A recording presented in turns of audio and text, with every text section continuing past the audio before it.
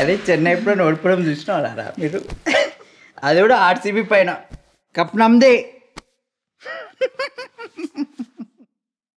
పెళ్లి పుస్తకం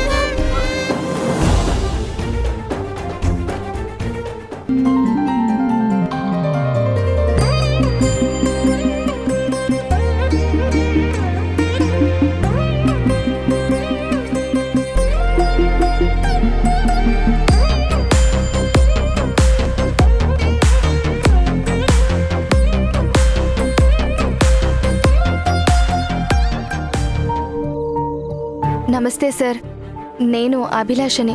అమ్మా అభిలాష, how are you? Fine sir.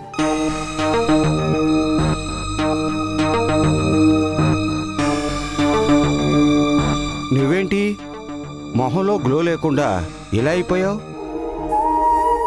కొత్త మేకప్పా? ఏదైనా షూటింగ్ నుంచి వస్తున్నావా? లేదు సార్, అనుకోని పరిస్థితుల వల్ల ఇలా అయిపోయాను. నేను చాలా బ్యాడ్ పొజిషన్లో ఉన్నాను. నాకు మీరు ఒక్క అవకాశం ఇస్తే నన్ను నేను ప్రూవ్ చేసుకుంటాను. షూర్ అభి, నీలాంటి టాలెంట్ మోడల్ని ఎవరు మాత్రం వద్దనుకుంటారు? తప్పకుండా ఛాన్స్ ఇస్తాను. Thank you sir, thank you so much. పర్లేదు పర్లేదు పర్లేదమ్మా. రాము సార్, మెయిన్ మోడల్ వెనక నిలబడ్డానికి ఒక అమ్మాయి కావాలని చెప్పాను, వచ్చిందా? లేదు సార్, ఆమె కోసం వెయిటింగ్. వెయిటింగ్ ఎందుకు? మనకు కావాల్సిన బ్యాక్గ్రౌండ్ ఆర్టిస్ట్ వచ్చింది కదా. సార్, నేను బ్యాక్గ్రౌండ్లో. అవునవి నువ్వే. నీకు మోడలింగ్లో కూడా ఎక్స్పీరియన్స్ ఉంది కదా, పేమెంట్ కూడా బాగా ఇస్తారు. ఏం మాట్లాడుతున్నారు సార్? నేను మోడలింగ్ చేయడానికి అవకాశం ఇవ్వమన్నాను, కానీ ఇలా బ్యాక్గ్రౌండ్లో నిలబడ్డానికి కాదు. నీ పొజిషన్కి ఇదే ఎక్కువ. ఆ రోజంటే కళ్యాణ్ మా అందరికీ డబ్బాసి పెట్టి నువ్వేదో పెద్ద స్టార్ అని బిల్డప్ ఇచ్చాడు.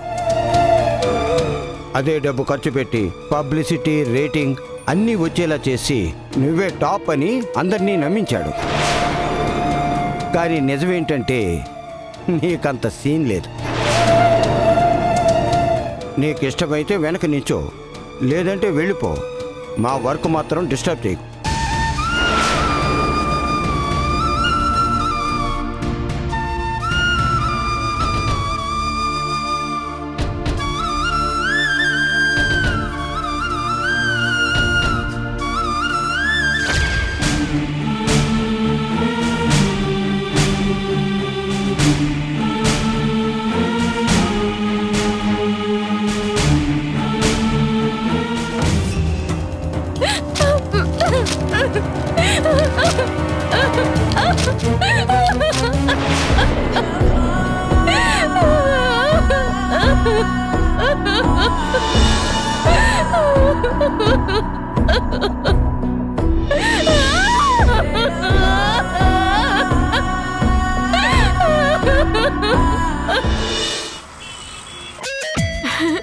రెడ్డి, హాయ్ సిద్ధు.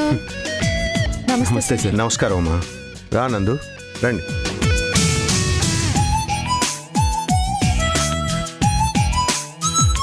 హాయ్ సాక్షి. కూర్చోండి. హాయ్ అండి. హాయ్ నందు గారు. హాయ్. కూర్చోండి. రెడ్డి, మీ పాతిళ్ళు అయితే దగ్గరుండేది నడిచొచ్చేసేవాళ్ళం. ఈ కొత్తిల్లు కొంచెం దూరంగానే ఉంది. ఇదే మా అసలైన ఇల్లు సిద్ధు. ఇన్ని రోజులు ఆ కళ్యాణ్ ఆక్యుపై చేశాడు. మాకు వేరే ఆప్షన్ లేక ఇల్లు షిఫ్ట్ అయ్యాం.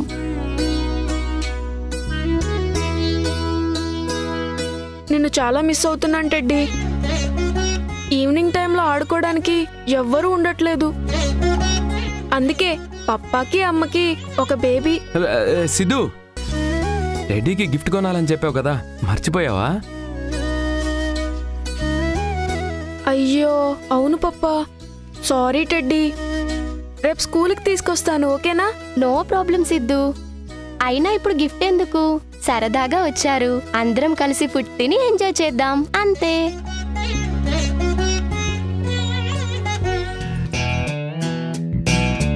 నీ చేతిలో ఫైల్స్ ఏంటి నందు? అంటే 2 రోజుల నుంచి ఈ ప్రాజెక్ట్ గురించి మీతో డిస్కస్ చేయాలనుకుంటున్నాను. ఆఫీస్లో కుదరటం లేదని ఇంటికి తీసుకొచ్చాను సార్. ఇక్కడ కూడా కుదరదు. అది నిహారిక గారు. ఆఫీస్ వాళ్ళనేది నిజమన్నమాట. మా డాడీ కన్నా పని రాక్షసుల్లా ఉన్నారు. అలా అనేం కాదు, వర్క్ ఫినిష్ అవుతుంది కదా అని. Just 2 minutes. అంకుల్ 2 seconds అయినా సరే ఈరోజు ఆఫీస్ గురించి ఆ వర్క్ గురించి ఏం మాట్లాడడానికి వీల్లేదు. అదిగా టెడ్డీ, మా టెడ్డీ ఆర్డర్ వేసింది కాబట్టి నో మోర్ డిస్కషన్స్ నందు గారు. సరే నందు, మాతో అంటే తప్పదు, అమ్మాయితో కూడా ఆఫీస్ విషయాలే మాట్లాడుతున్నావా? ఏమా పని పని అని విసిగించేస్తున్నాడా? విసుగని కాదండి, అస్సలు టైం ఇవ్వడం లేదు. ఇందులో మా తప్పేం లేదమ్మా. సెలవు తీసుకోమని చెప్పినా నా మాట మీ ఆయన వింటేనా?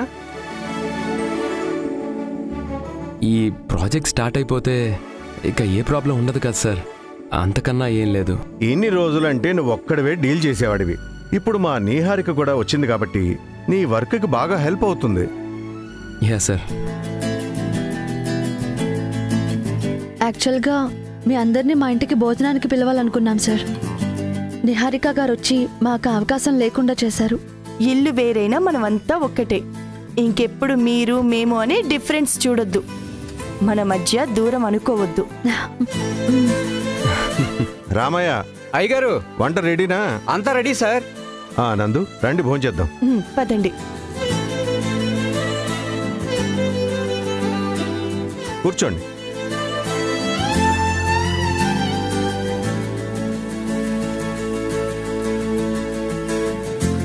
వడ్డించు రామయ్య. అలాగే రామయ్య, నేను వడ్డిస్తానులే, నువ్వు వెళ్ళు. అలాగేనమ్మా.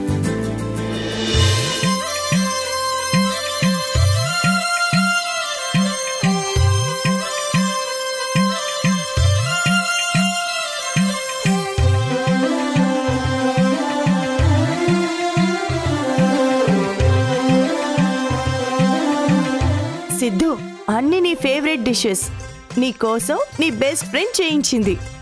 Thank you teddy. Welcome Siddhu, తిను. సిరిసిరి మూవలు, ఆ విరిసిన పువ్వులు, చిరు చిరు ఆశలు, ఈ గలగల ఊసులు, కలబోసి చేసినవి కిలకిల నవ్వులు, వెలబోసి సిరులు కొనలేరెవ్వరు. దేవుడే ఆదివి నుండి పంపిన దీవెనలు, ఎప్పుడు ఈ కోవెలలో వెలిగే దీపం.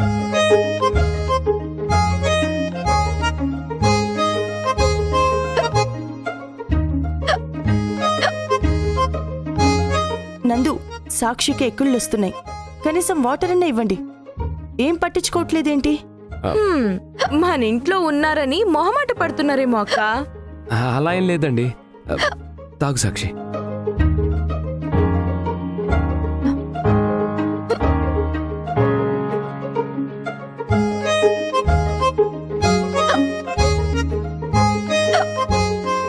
అయ్యో పప్ప, నీకేమీ తెలీదు.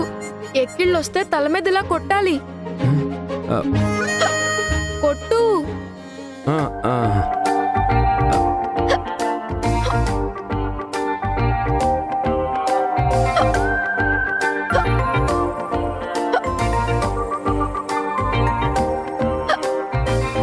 అయినా తగ్గట్లేదేంటి? పప్పా ఏదో ఒకటి చెయ్యి. సాక్షి, నీ షోల్డర్ మీద బల్లి. బల్లా ఎక్కడా ఎక్కడా?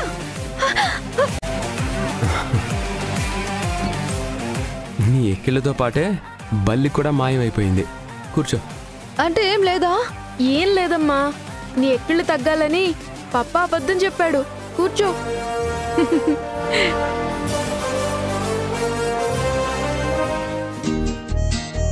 నందు, మీ ఆవిడ్ని భయపెట్టడానికి నీకు మంచి ఆప్షన్ దొరికిందనమాట. Very lucky fellow.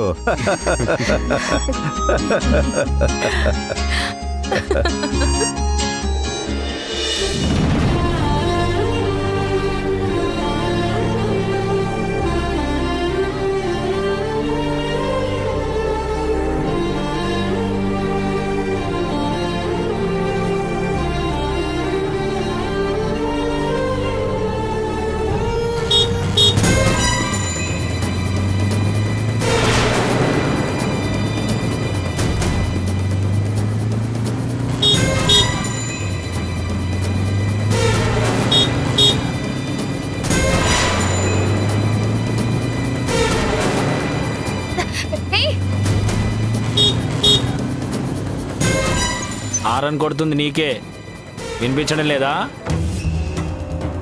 ఒంటరిగా ఉన్నావు, ఎంత దూరం నడుస్తావు? నాతో వస్తావా? నిన్ను బండి మీద తిప్పుతాను, నువ్వు ఎక్కడికంటే అక్కడికి వెళ్దాం. నోరు విప్పి ఏదో ఒకటి మాట్లాడు. అలా కోపంగా చూస్తే నాకేమర్థమవుద్ది? చూస్తుంటే తిండికి గతి లేని దానిలో ఉన్నావు. నీకు కావాల్సినన్ని ఇస్తాను, నాతోరా. మర్యాదగా ఇక్కడి నుంచి పో, లేదంటే చంపేస్తాను. కష్టాల్లో ఉన్నావు, సాయం చేద్దాం అనుకుంటే నన్నే కొడతావా?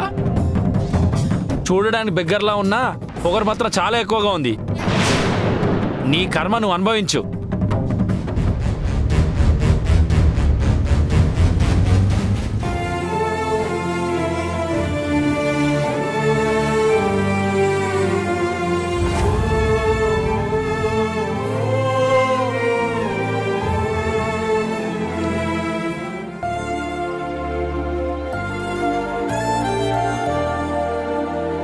అల్లుడు గారు ఎక్కడికి వెళ్తారో, ఎప్పుడు వెళ్తారో ఏమైనా చెప్పారా? ఇంకా లేదు, ఆఫీస్ పనుల్లో ఇంకా హడావుడిగా ఉన్నాడు. ఏం హడావుడో ఏంటో. తొందరగా నా కూతురు కడుపున కాయ కాస్తే ఇక నాకు ఏ దిగులు ఉండదు. కాయలు పళ్ళు కాయడానికి అమ్మాయిమైనా చెట్టా? చెట్టు కాదు సిద్ధు, పిల్లలు పుట్టడాన్ని అలా అంటారు. నేను దేవుడికి మొక్కుకున్నా కదా, తొందరగానే మన ఇంటికి ఒక బేబీ వస్తుంది. నాకైతే చెల్లె కావాలనుంది. దేవుడికి రోజు దండం పెట్టుకుంటున్నాను. ఆ దేవుడిచ్చే చెల్లి ఈ ఇంటికొచ్చేలోపు మనం ఒక మంచి పేరు ఆలోచించాలి. ఇంకా మీ అమ్మా నాన్న ఊరే వెళ్ళలేదు, అప్పుడే పేరు గురించి ఆలోచిస్తున్నావా? ఇలాంటి విషయాల్లో కొంచెం ఫాస్ట్గా ఉండాలమ్మమ్మా. లేదంటే చెల్లి వచ్చిన తర్వాత కొత్త పేరు వెతకడం చాలా కష్టమవుతుంది. ఇప్పటి వరకు రూమ్లో ఎన్ని పేర్లు అనుకున్నా నాకు అస్సలు నచ్చలేదు. మీరేమన్నా హెల్ప్ చేస్తారని వచ్చాను. మేమేం చెప్పినా నీకు నచ్చవు కదా, అన్ని పాత పేర్లు అంటావు. పర్లేదు, ట్రై చేయండి. బాగుందో లేదో నేను చెప్తాను.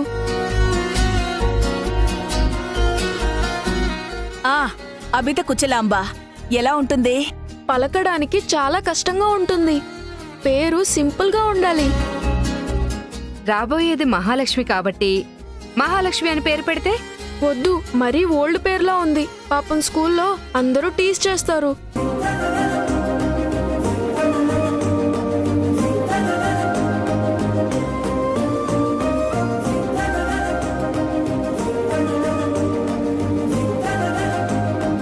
పోనీ ఏ అక్షరంతో అనుకుంటున్నావో చెప్పు, మా వంతు ప్రయత్నం మేము చేస్తాం. వచ్చింది, చెల్లి పేరు అక్షర. ఎలా ఉంది? చాలా బాగుంది. అవును, చిన్నగా అందంగా ఉంది. పప్పా, కరెక్ట్ టైంకి వచ్చావు.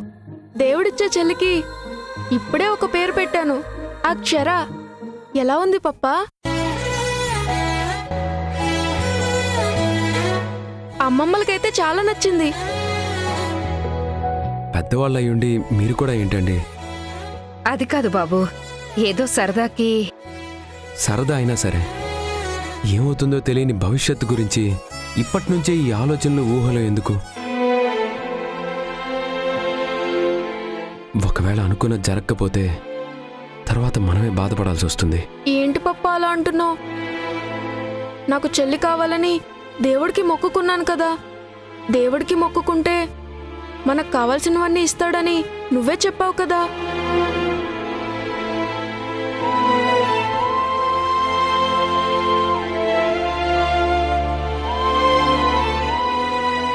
ఏంటమ్మమ్మా పప్ప అలా మాట్లాడుతున్నారు?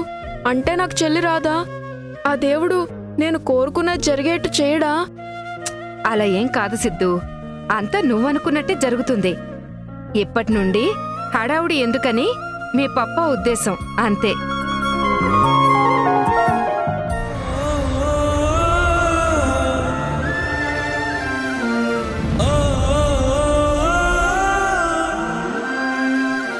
సిద్ధుతో కోపంగా మాట్లాడారా? వాడు చాలా హర్ట్ అయ్యాడు. కోపంగా ఏం లేదు. పుట్టబోయే పాప పేరు గురించి డిస్కస్ చేస్తుంటే ఇప్పుడు అవన్నీ ఎందుకు అన్నానంతే. ఇంత సింపుల్గా చెప్పుండరు. ఖచ్చితంగా దానికి కోపం యాడ్ చేసి ఉంటారు. ఇంతకీ మన టూర్ సంగతి ఏమైంది? మీ ఆఫీస్లో ఎవరితోనో మాట్లాడతానన్నారు, మాట్లాడారా? ఇంకా లేదు, రేపు మాట్లాడతాను. ఇప్పుడే ఫోన్ చేసి మాట్లాడొచ్చు కదా. కాసేపటి తర్వాత మాట్లాడతాను.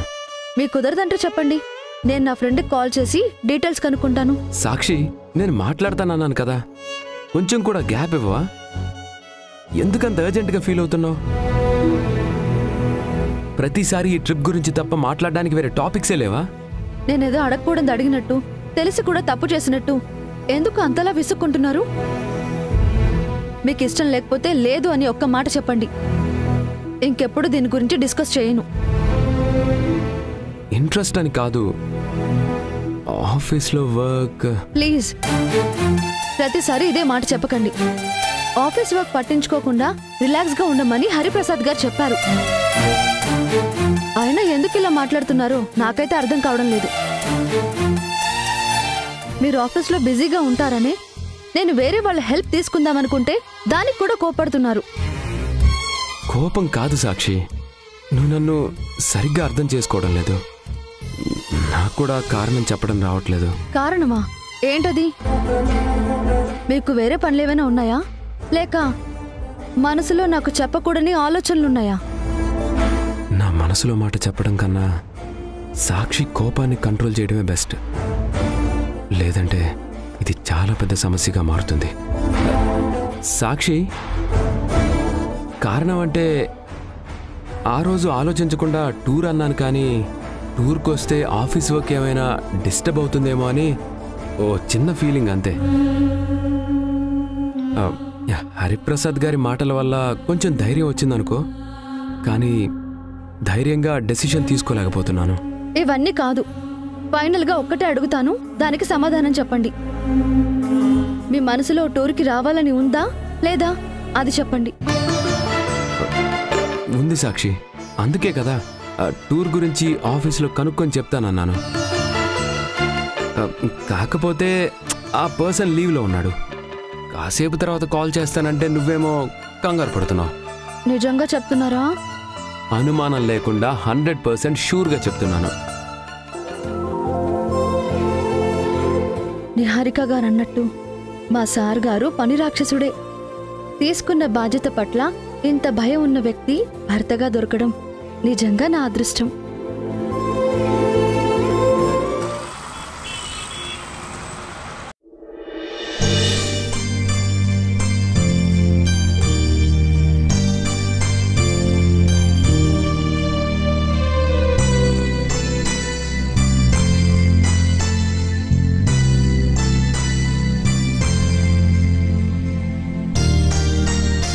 అమ్మా, ఇలా ఫుల్ మూన్ని చూస్తూ నీ చేత గోరు ముద్దలు తినే ఛాన్స్ మళ్ళీ వస్తుందని అస్సలు అనుకోలేదమ్మా.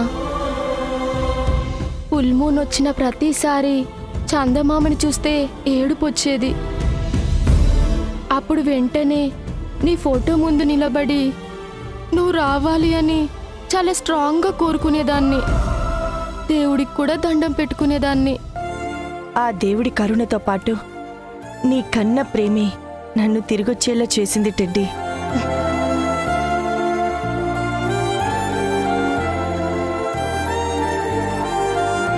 అమ్మా, ఏదో ఒకరోజు మనిద్దరం నిన్ను ఫస్ట్ టైం మీట్ అయ్యాను కదా, ఆ గుడికి వెళ్దామమ్మా. ఆ దేవుడికి దండం పెట్టుకొని ఒకసారి థ్యాంక్స్ చెప్పాలి. సరే టెడ్డీ. లవ్ యూ అమ్మా.